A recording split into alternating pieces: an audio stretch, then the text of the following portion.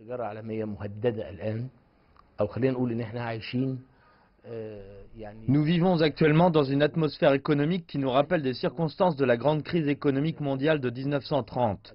Nous traitons avec un régime instable et une administration américaine immature qui œuvre à exploser l'état de stabilité dans le système du commerce extérieur.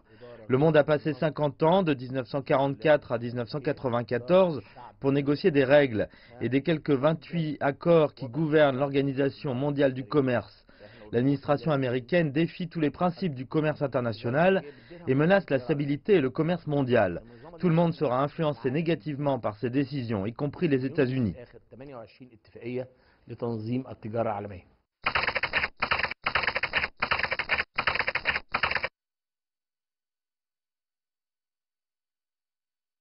نحن أمام نظام شعبوي يهدد.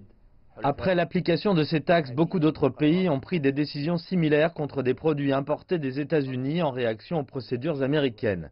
Dans cette guerre commerciale, il n'y a pas de gagnant. L'escalade de cette crise menace la stabilité mondiale et le développement économique international. En dépit de la place réservée à la Chine dans le discours de Trump, cette dernière sera loin d'être la plus touchée. C'est l'Union européenne et les autres alliés des États-Unis, comme le Canada, qui seront fortement impactés. Je trouve que les grands perdants seront les États-Unis. Outre les pertes économiques, le monde a découvert que l'administration américaine œuvre à l'encontre des principes et des valeurs du commerce international et du développement économique mondial.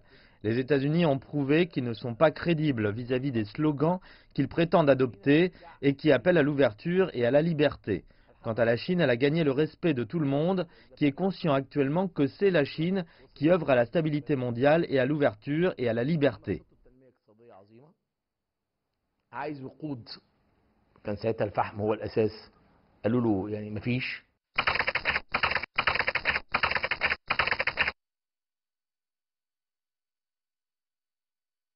حزمة من العقوبات للصناعات الأمريكية ردا على إيه؟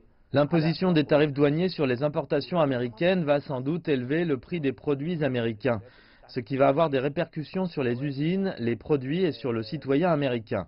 Le volume de la production américaine ne couvre pas les industries et par conséquent, ces décisions vont affecter l'économie américaine. Le citoyen américain va sans doute souffrir. En croyant défendre son industrie de l'acier par la voie des taxes imposées aux concurrents étrangers, le risque est grand de réduire la compétitivité des industries consommatrices d'acier aux États-Unis. Je trouve que c'est le même scénario qui se répète. En 2002, l'ancien président Bush avait décidé d'augmenter les taxes sur l'acier de 8 à 30%. Résultat, plus de 200 000 employés avaient perdu leur travail. Cette fois-ci, je crois que les pertes américaines seront plus graves.